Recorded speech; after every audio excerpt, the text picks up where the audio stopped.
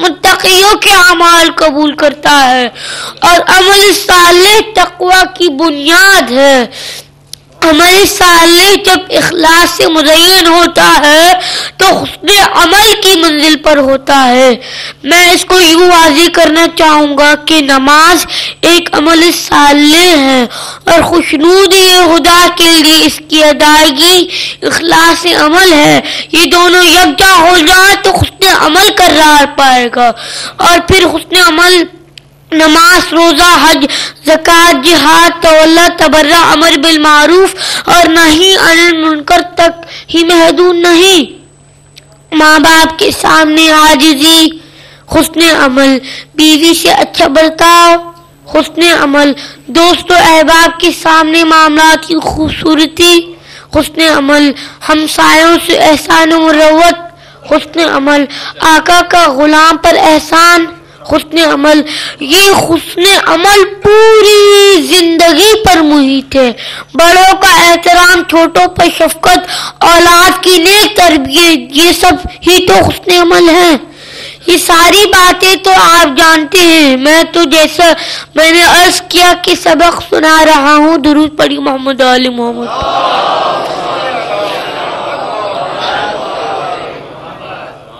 اسلام نام ہے سلامتی اور تسلیم کا، بات تسلیم کی آئے تو سر تسلیم خم ہے حکم خدا کے سامنے، حکم محمد مصطفیٰ کے سامنے، حکم علم خدا کے سامنے۔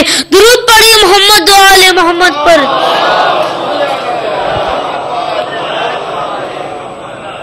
بزرگان محترم، ہم چارجہ معصومین کے غلام ہیں، اور ایک غلام اپنے آقا کا حکم کو نہ مان کر غلامی کا دعویٰ کیسے کر سکتا ہے؟ یہ کیسے ممکن ہے کہ ہم ذات کو مانیں، بات کو نہ مانیں، شان کو مانیں، فرمان کو نہ مانیں، نام کو مانیں، کام کو نہ مانیں، اور اس فرق کے ساتھ ہمارا دعوی نسبت و مودت کیسے سچا ہو سکتا ہے؟ پھر تو یوں کہنا پڑے گا ہم مولا کو مانتے ہیں، مولا کی نہیں مانتے۔ تو ہے نا لمحہ فکریہ کہ کہیں یہی حال ہمارا تو نہیں؟ اس لیے کہ اہل بیت کے ماننے والے پیکر حسن عمل ہوتے ہیں، دن کو روزہ رکھتے ہیں اور راتوں میں قیام و سجود کرنے والے ہوتے ہیں۔ جن کے مولا کے گھر سے رات کو ہزار ہزار تکبیروں کی آوازیں آئیں، وہ لوگ کیسے سو رہے ہوں اور سورج نکل آئے، جن کا امام زین العابدین علیہ السلام ہو، محمد وآل محمد، وہ عبادت سے دور کیسے رہ سکتا ہے؟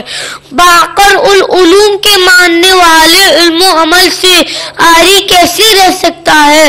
کربلا کے میدان میں مولا حسین نے علم و عمل کا درگاہ ہی تو کھولی تھی اور دعوت دی۔ آج سے توحید کو پہچاننا ہے، تیروں پر مسلح خنجر تلے سدا دیکھے، جسے تیر ہا کر مسکرانا سیکھنا ہو، اصغر کی معصوم آیا دیکھے۔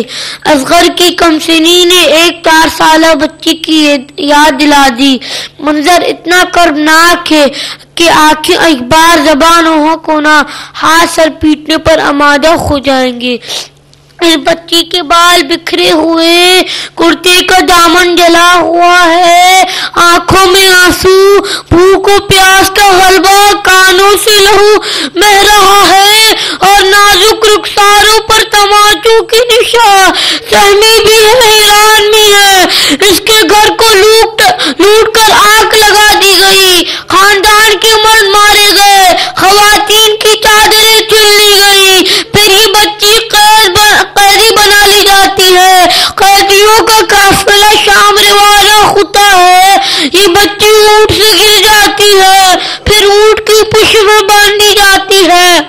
بچی کا نازک بدن اتنا زخمی ہوتا ہے کہ کپڑے خون آلودہ ہو جاتے ہیں، پھر یہ بچی حاکم کے دربار میں پہنچ جاتی ہے، چھوٹی سی بچی کنیزی میں مانگی جاتی ہے، زندان شام کی قیدی بنا لی جاتی ہے۔ عزاداروں جانتے ہو بچی کون ہے؟ رسول زادی ہے، بطول زادی ہے، حسین کے سینے پر سونے والی سکینہ ہے، غازی عباس کی پیاری سکینہ ہے۔ بہر الانوار کی روایت کہ مولا حسین فرمایا کرتے تھے جس گھر میں سکینہ اور رباب نہ ہو وہ گھر مجھے پسند نہیں آتا۔ زندان شام کی قید میں سکینہ کو ملنے والی اذیتوں کا کیا ذکر کروں کہ ایک دن پھپھی زینب سے سوال کرتی ہے، پھپھی اس ملک میں ہوا نہیں چلتی؟ پیار کر ثانی زہرا نے کہا چلتی تو ہے مگر ہمیں لگتی نہیں۔ سینے سے لگا کر اپنی بچی سے کہا ہم نانا کی امت کے مہمان ہیں۔ بچی نے طفلانہ انداز میں کہا میں اپنے بابا کو شکایت کروں گی۔ روتے روتے بچی کی آنکھ لگ گئی، گھبرا کر آنکھ کھولی، ادھر ادھر دیکھا۔ پھوپھی نے پوچھا کیا ہوا؟ کہا کہ میرے بابا مجھے سینے سے لگا کر کہہ رہے تھے تمہاری مصیبت کا وقت ختم ہو گیا، تم جلد میرے پاس آ جاؤ گی۔ سکینہ اس قدر بے چین ہوئی کہ غش پر غش آنے لگی، بار بار کہتی تھی میرے بابا کہاں ہیں؟ بھائی سجاد مجھے میرے بابا سے ملا دو، میں ان کو بتاؤں گی کہ آپ کے بعد مجھ پر کتنے ظلم ہوئے۔ عزاداروں سر حسین لایا گیا، سکینہ سر حسین کو لپٹا کر روتے روتے خاموش ہو گئی۔ مولا سجاد نے آگے بڑھ کر دیکھا اور کہا سے اذانیوں قریب آ جاؤ۔ سکینہ اس دنیا سے کود کر گئی، زندان میں کوہرا مچ گیا۔ وہ سکینہ، وہ حسینہ، وہ عباسہ، وہ غربتہ، انا للہ و انا الیہ راجعون، الا لعنت اللہ علی القوم الظالمین وسيعلم الذین ظلموا أي منقلب ينقلبون۔